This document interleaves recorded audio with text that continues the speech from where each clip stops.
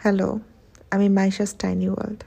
আজকের ঘটনাটা আমার নিজের এলাকার, মানে একদম আমার নিজের এলাকার, সোনারগাঁয়ের। ঘটনাটা তাহলে শুরু করি। আমার বাসা সোনারগাঁও, এলাকার নাম কালাদরগা। আমাদের এলাকায় অনেক মাজার শরীফ আছে।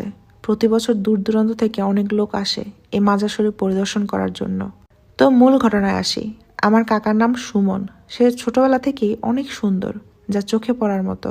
লেখাপড়ার ছেড়ে অল্প বয়সে আমার আব্বুর সাথে কাজে লেগে যায়।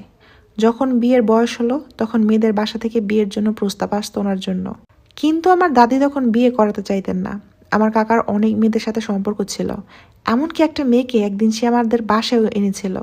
মেয়েটি দেখতে অনেক সুন্দর ছিল, পা পর্যন্ত লম্বা চুল, কিন্তু খাটো ছিল। আমার আম্মু তাকে আপ্যায়ন করে বাসায় পাঠিয়ে দেয়। হঠাৎ কাকার বিদেশ যাওয়ার ব্যবস্থা হয়ে যায়, আর কাকা বিদেশে চলে যায়। কিন্তু কাকা সেখানে 15 দিনও থাকতে পারেনি। তার শারীরিক অবস্থা এতই খারাপ হয়ে পড়ে যে কাকার মালিক তাকে দেশে পাঠিয়ে দেয়। সে রওনা হয়ে আবার কল দিল। আমরা এয়ারপোর্টে অপেক্ষা করছিলাম। হঠাৎ শুনলাম কাকা প্লেনের মধ্যে বেশ অসুস্থ হয়ে গেছেন। আমরা কাকাকে নিয়ে সোজা হাসপাতালে যাই। সেখানে ডাক্তার কাকাকে দেখে ভয় পেয়ে যান। ডাক্তার যখনই ইঞ্জেকশন দিলেন তখনই কাকা চোখ বড় বড় করে গর্জন শুরু করে। একটা সময় কাকা বেড থেকে হাওয়ায় ভাসতে থাকে। সবার চোখ তো কপালে। আমরা সবাই ভীষণ ভয় পেয়ে যাই। ডাক্তার তখন বলেন, ওনাকে এখান থেকে নিয়ে যান, ভালো কোনো কবিরাজ দেখান। তারপর আমরা কাকাকে বাসায় নিয়ে আসি। তাকে কোনোভাবে সামলানো যাচ্ছিল না। একের পর এক কবিরাজ আনা হয়। তারা 60,000, 70,000, লাখ টাকা করে বাজেট করে ঝাড়ফুঁক করতেন, কিন্তু কাকার কোনো উন্নতি হচ্ছিল না। কাকার অবস্থা দিন দিন খারাপ হতে থাকে। কাকা মেয়েদের মতো আচরণ করত।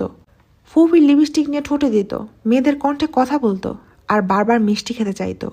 আব্বু 10 কেজি 7 কেজি করে মিষ্টি এনে দিতেন। কাকা চোখের পলকে সব মিষ্টি একসাথে খেয়ে ফেলতো। আমরা ভীষণ ভয় পেতাম এসব দেখে। রাতে সুযোগ পেলে কাকা দৌড় দিত। আব্বুরা গিয়ে আবার ধরে আনতেন। এভাবে দিন দিন কাকার অবস্থা খুবই খারাপ হতে থাকে। অধিক সৌন্দর্যের বিশাল দেহের মানুষটা চোখের নিচে কালি পরে শুকিয়ে কাঠ হয়ে যায়। সবাই বলতো কাকা নাকি পাগল হয়ে গেছে। এরপর আমাদের পাশের এলাকার এক হিন্দু মেম্বার কাকাকে দেখতে আসেন। তিনি বলেন, আমি ওটা সুস্থ করতে পারবো, আমার 20,000 টাকা লাগবে। 21 গজ লাল কাপড়, 21 কেজি মিষ্টি, আর একটা লাল মোরগ লাগবে।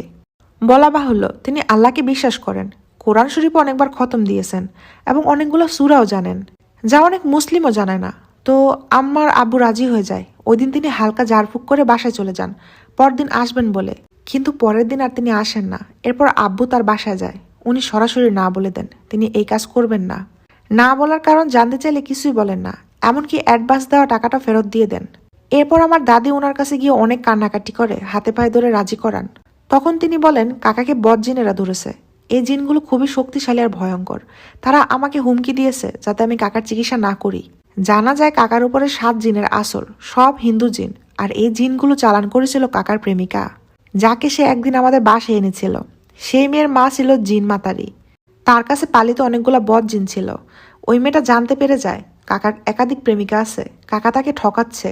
রাগের বশে সে কাকার উপর বদ জিন চালান করে। কাকার ঘরে বিভিন্ন জায়গায় এমনকি বালিশের কভারেও তাবিজ রেখে যায়। এর ফলে কাকার এই অবস্থা হয়। দীর্ঘ 1.5 মাস কাকার চিকিৎসা চলে। কাকা আস্তে আস্তে সুস্থ হতে থাকে, কিন্তু শর্ত ছিল কাকাকে 5 দিনের মধ্যে বিয়ে করাতে হবে। মেয়ে খোঁজা শুরু হয়ে যায়, কিন্তু কেউ মেয়ে দিতে রাজি হয় না। সবাই বলে কাকা পাগল হয়ে গেছে। হঠাৎ সে প্রেমিকা এসে বলে, আমি তাকে বিয়ে করতে চাই। কিন্তু আব্বু আর দাদি রাজি হন না, কারণ যে মেয়ে বিয়ের আগে এত কিছু করছে, বিয়ের পর কালো জাদু করবে না তার গ্যারান্টি নাই। অবশেষে আরেক মেয়ে, যার পরিবার আগে বিয়ের প্রস্তাব দিয়েছিল, সবার বিরোধিতা সত্ত্বেও কাকাকে বিয়ে করে। বাসরাতে জিনগুলো অনেক অত্যাচার করে। তার পরের দিন কবিরাজের অশেষ কৃপায় আর আল্লাহর রহমতে কাকা সুস্থ হয়ে ওঠে। উল্লেখ্য, কবিরাজ কাকাকে সারা জীবনের জন্য কিছু নিয়মকানুন দেয়, সেগুলো না মানলে আবার সে বদজিনেরা আক্রমণ করবে। কবিরাজ শেষ দিন আমাদের পাওনা টাকা নিয়ে বাড়ি ফেরার পথে ওই বদজিনেরা সমস্যা সৃষ্টি করে। তিনি পাথরে হোঁচট খান, আর এতে তার পুরো ডান পা ফুলে যায় এবং পরে তা কেটে ফেলতে হয়। আমার আব্বু তাকে 1 লাখ টাকা দিয়ে আসেন, যদিও এটা তার পায়ের মূল্যের সমমান নয়, শুধু সাহায্য মাত্র। তারপর থেকে আল্লাহর অশেষ রহমতে কাকা পুরোপুরি সুস্থ। যাই হোক, গল্পটা এখানে শেষ। গল্পটা পাবলিশ হয়েছে ময়মনসিংহ শর্ট স্টোরিজ পেজে। কালা দরগার এই জায়গাটা আমার কাছে এমনিতেও অনেক ভয়ের মনে হয়। আমি ওই সব জায়গা এড়াই চলি, আমি ওইদিকে যাই না এসব কারণেই।